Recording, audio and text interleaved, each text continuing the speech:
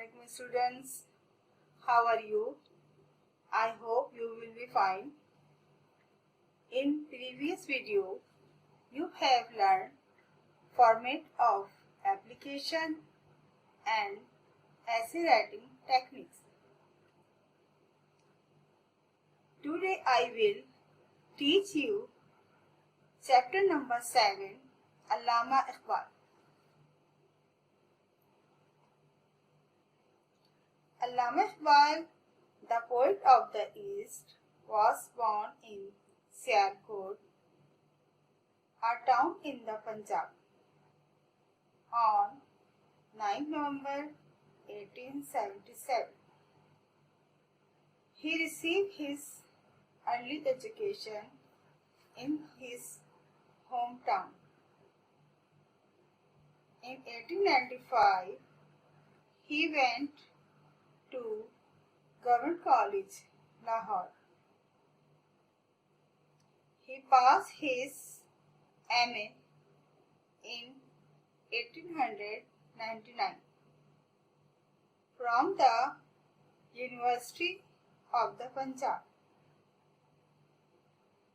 In the same year, he was appointed Professor of Arabic at the Oriental College, Lahore.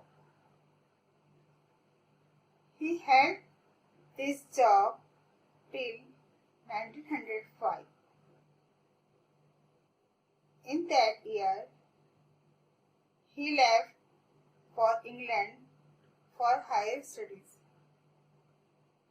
In London, he received a law degree.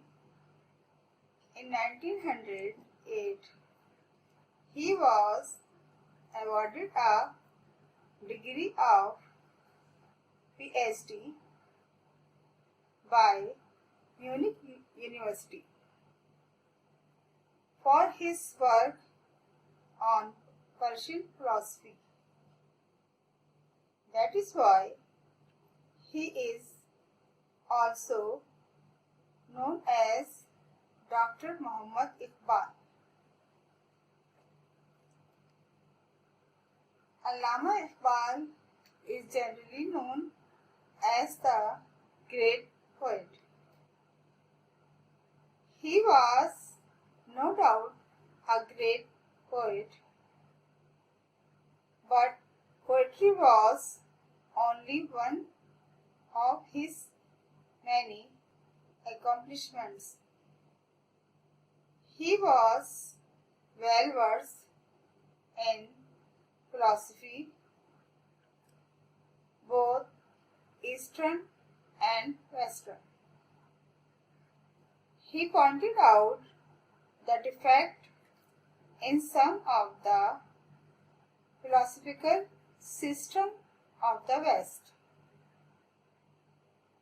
He devoted a great part of his life to the study of Islam. He also took an active part in politics. He worked for the Muslims of South Asia with great courage. He was elected a member of the Punjab Legislative Council in 1926 and held that office till 1929. He did not seek re-election. He was elected President of the Punjab branch of All India Muslim League and held that post till his death. In 1930, he presided over the Allahabad meeting of the All India Muslim League. It was on his historic occasion that he made a definite demand for a separate Muslim state in South Asia. In his presidential address, Dr. Iqbal said, India is a continent of human groups belongs to different races, speaking different languages and believing in different religions. Their behavior is not governed by a common race feeling. These groups are all separate nations. The principle of European democracy cannot be applied to India without recognizing the fact of different groups. The Muslim demand to create a Muslim India within India is in no way without justice. For my part, I would like to go one step forward. I would like to see the Punjab, Northwest Frontier province, Sindh and Balochistan united under a single Muslim state. The Muslims are anxious to have a separate state because they fear the Hindu majority, which they believe will not allow Muslims to develop freely. This demand shocked both the Hindus and the British alike. They both opposed it.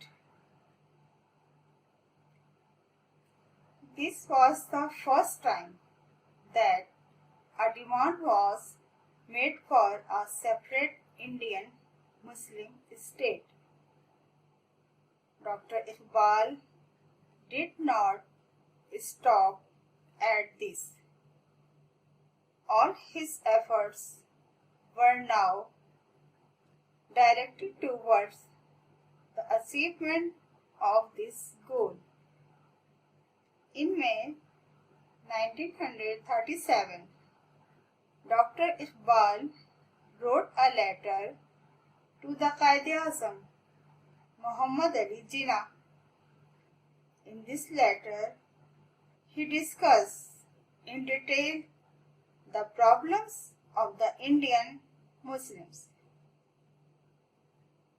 He once again advised that only the creation of a separate Muslim state could solve these problems and said to the Quaid, "Don't you think that the time for such a demand has already arrived?" On 21st June 1937, he again wrote to Quaid-e-Azam, a separate federal state of Muslim provinces formed on the lines I have proposed is the only way by which we can have a peaceful India and save Muslims from the rule of non-Muslims. The Muslims awoke from their sleep as a result of Iqbal's efforts. They turned over a new leaf. Now they all wanted a separate Muslim state. The Muslim League, representing the whole of Muslim India,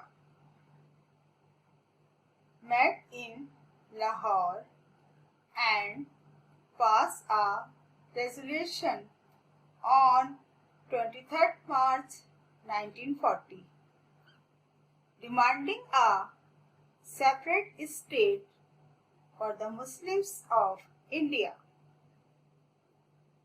This resolution is now known as the Pakistan Resolution.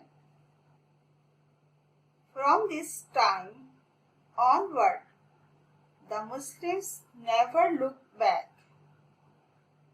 They put their heart and soul into the struggle for Pakistan. They succeeded in their struggle. On 14 August 1947, Pakistan appeared on the map of the world. Iqbal died in 1938 and could not see the actual creation of Pakistan, but he had played a major part in its creation. The Quaid-e-Azam praised Iqbal's role in a message on his death. To me, he was a friend, guide, and philosopher. And during the darkest moments through which the Muslim League had to go, he stood like a rock. He believed that faith in Islam made the Indian Muslims one nation, separate and apart from the Hindus. He strongly believed that in a united India, where the Hindus majority would rule the country, the Muslims could not develop freely. He had a great love for Islam and was completely devoted to it. Both his prose and poetry reflect this devotion. He always advised Muslims to remain true to their faith. In his Allahabad address, he said, "I have learned one lesson from the history of Muslims. At difficult moments in their history, it is Islam that has saved Muslims and not Muslims that have saved Islam. If today you put your faith in Islam, you will become strong and united once again and save yourself from complete destruction." Now I am going to explain this chapter, Allama Iqbal. Allama Iqbal, the poet of the East, was born on 9th November 1877 in Sialkot. Though his father was not much educated, but he had a great desire to see his son properly educated. He received his early education in his hometown. He passed his MA from the Government College Lahore and became the professor of Arabic at Oriental College Lahore. He then proceeded to England for higher studies in 1905. He got the degree of Bar-at-Law from the Cambridge University. He also prepared a thesis on Persian philosophy and was awarded the degree of PhD by Munich University. That's why he is also known as Dr. Muhammad Iqbal. On his return, he worked as a professor in Lahore. He was a poet and philosopher combined. He was a great poet of Urdu and Persian.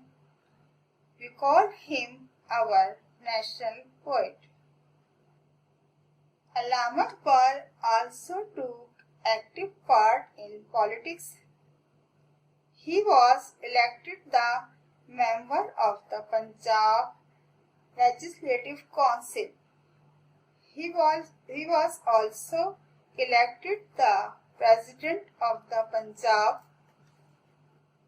branch of the Muslim League and held this office till his death.